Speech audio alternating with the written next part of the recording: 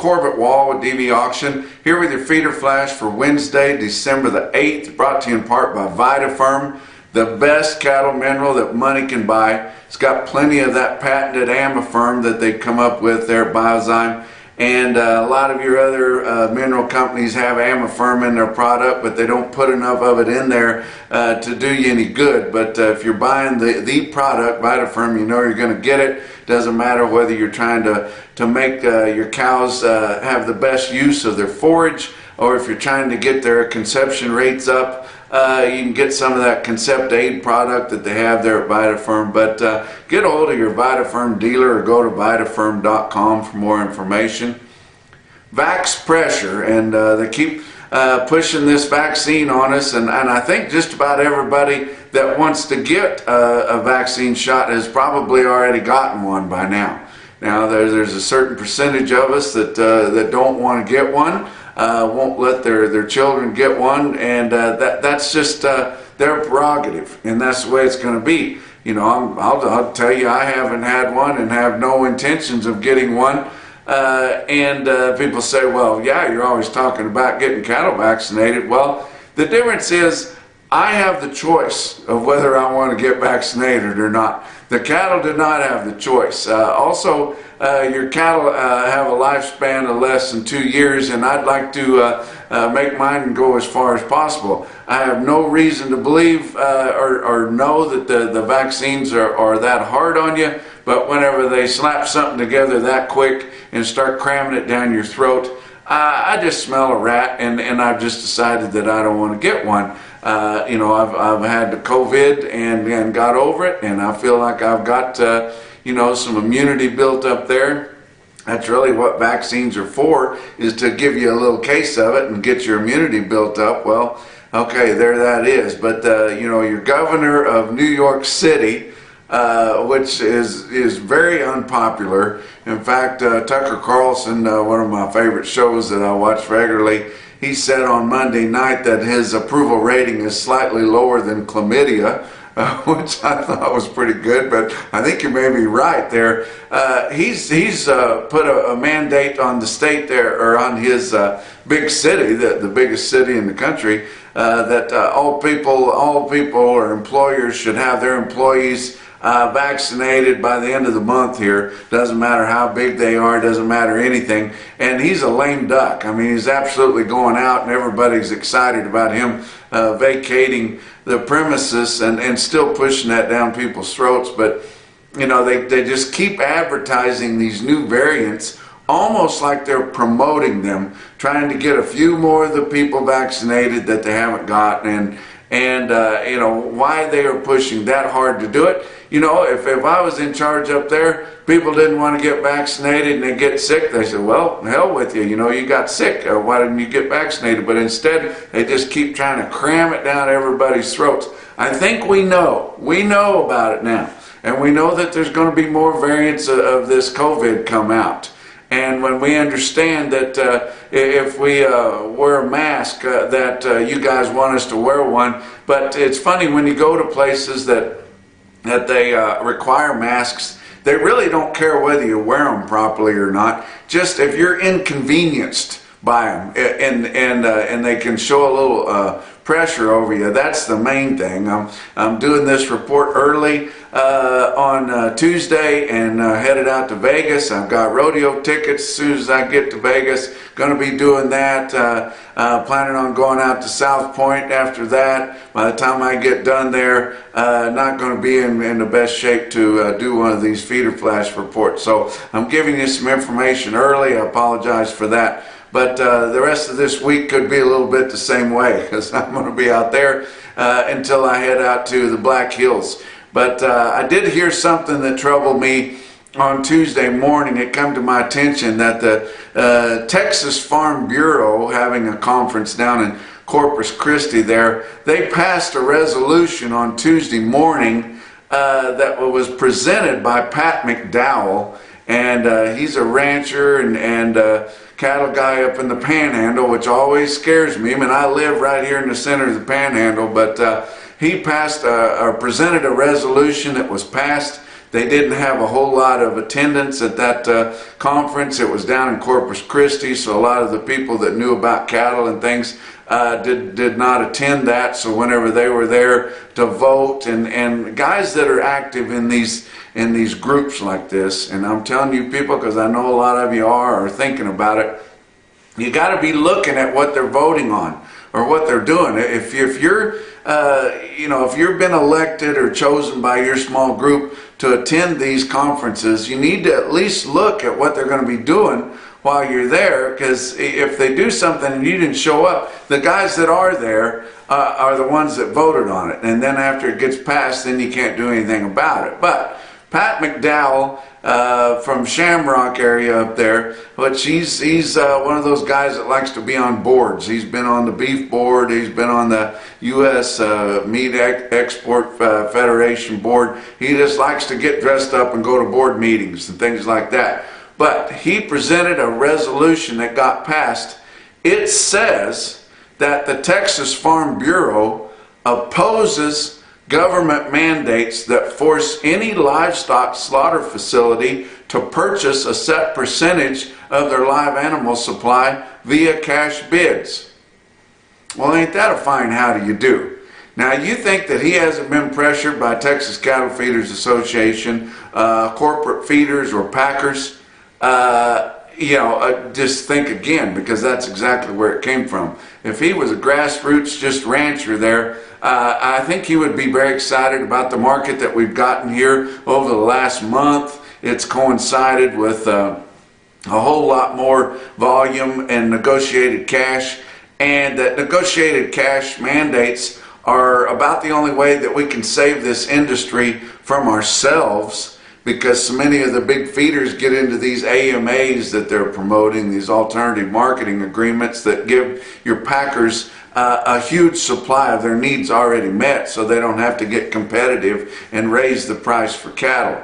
The other things that these alternative marketing agreements do is it completely eliminates any kind of competition between the packers, because you're basically promising your cattle to one packer. After he knows he's going to get them, why would he try any harder to give you any more money for them? But this is very troubling to me that Texas Farm Bureau has passed this resolution. I heard that the entire conference there voted for it. It's just one of those things. Oh, what are we talking about? Oh, something about government mandates. Oh, yeah, whatever. Go for it. They said there was only 2 people that were there to vote that voted against it. Now, I know there's more people that are active in Texas Farm Bureau that are against that, but it's just one of those things. They sneak in under the wire there. So now this resolution is going to go to the American Farm Bureau Federation, which is really more popular, or gets more direction from the Southeast.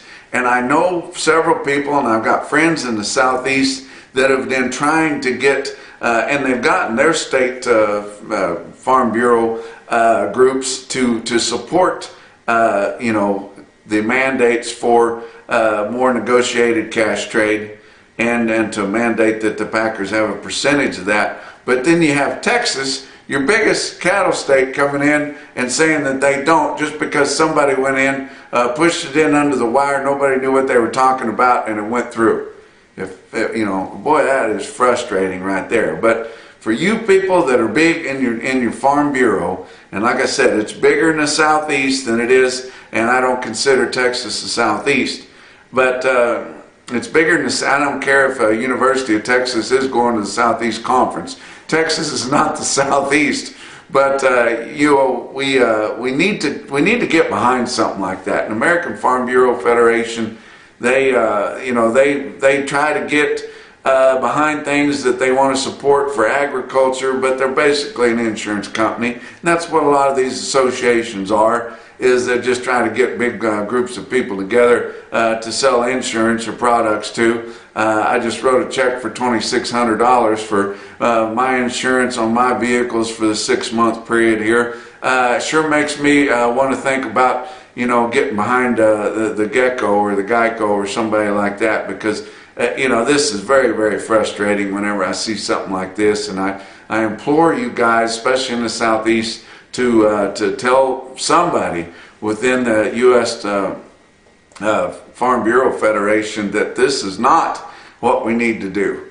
But let's go on and talk about your board. Like I said, I'm doing this really early because I got a plane to catch, but December live cattle futures near the close. It hadn't had the confirmed settlements yet. We're just a pinch higher, 2 cents higher on December live cattle. 138 and change there. February was down marginally, about $0.50 on your Tuesday trade there. But you know, we're getting pretty deep in here to December. This is a delivery month for live cattle futures, and we're running $4 under what your fat cattle market is. Now, why is that?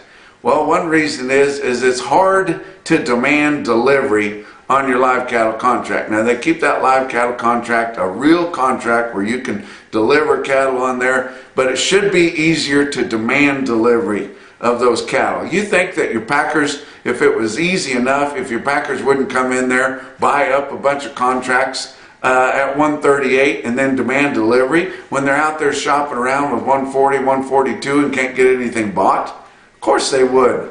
They wouldn't do it you know, on a regular basis because it would support the market and help prop it up. But you know, when they got short like they are now, they definitely would. It's a whole lot easier to deliver cattle on your CME live cattle futures than it is to demand delivery of cattle, which the way that's set up, it supports the downside all the time. And then as an industry, we put so much pressure on that live cattle contract that we just can't find enough people on the outside to prop it up. Feeder cattle contracts. January feeder cattle down marginally, 15 cents there. March was down 32. Not a whole lot going on your futures on Tuesday. Corn was marginally higher, but not enough to really, you know, raise any eyebrows. Your fat cattle trade, of course, didn't get any confirmed sales, but did hear some trade at 142 FOB in eastern Nebraska. That's absolutely steady right there. You know, I don't call that guy a basis jumper or anything. He got the full extent of the market and he's established it at steady. So the rest of the guys can you know, brush off those bids if they want to and fight for more money, and there's a lot of them that are. But we've seen some steady trade in eastern Nebraska at 142. Also note that there's a lot of 220 bids dressed out there that nobody's biting on. So we've at least got steady money out there, and so should be able to get a little bit higher market again this week before we get into the doldrums of the holidays, which, you know, not personally or with your family, but just with the markets. You get into the holidays and you can't really bet on supply and demand as much. But box beef cutout values, the noon report had them down pretty hard. Choice cuts down 293 at 269.60. Selects down 89 cents at 256.96. Talk about what else is going on. Tonto Cassie Real Estate, or Tom Cassie Real Estate there. They specialize in acreages and farms and ranches and things like that. He's got a team there with Jason Bateman and Jeff Ward. They are aggressively trying to find a new owner for the 2,600 acre cattle farm in southwest Missouri. Now, you big ranchers out west, you get tired of being dry and not having any water for your cattle. You think, well, 26 acres, what's that? In southwest Missouri, you can run 800 pairs and still have you know, extra out there to cut for hay for the wintertime if you buy a nice farm like this. And we call it a farm because you just don't call places ranches in Missouri because you don't need to. And I've always learned that when I lived in Missouri, I learned how come you don't have a lot of cowboys that come from there. Not to say there's not tons of cattle people. There's more cattle in Missouri than there are a lot of your western states. But the reason you don't have a lot of cowboys is because you can run so many cattle that the cattle can hear you whenever you run out there and call them in to give them a few buckets of feed or something like that. When you get out west where it's dry, you got to drive or ride a long time to see all your cattle, and so it makes a better cowboy of you. But get on to TomCassieRealEstate.com and view that place, and it's got a couple of houses on it, got some nice Commodity Sheds, and it's really a nice deal, and looking for a new owner for that place, and it would do somebody really good, and we need to keep that in production if we can. Let's talk about your feeder cattle markets. What few I seen on Tuesday morning. Your real-time index is higher, sitting at 160.55, up 79 cents, and just about a dime away from your CME cash feeder cattle index. So going pretty well right there. I tell you what, they were selling the heck out of them at Beaver County stockyards on Tuesday morning. Look at these loads of 8-weight steers in there. My goodness, sitting at a place where nobody lives, out there in no man's land on the eastern side of your Oklahoma Panhandle. Look how they're selling those cattle, guys. And you know, dollars and dollars higher. My favorite quote that I'm going to pull out of here is those 2 loads, 124 head of 815-pound yearling steers, bring $171. Wow. How about let's go out east to Bluegrass Stockyards, the flagship location in Lexington, Kentucky. 64 head, 832-pound backgrounded steers that are right there in Lexington, Kentucky, standing in the ring at $164.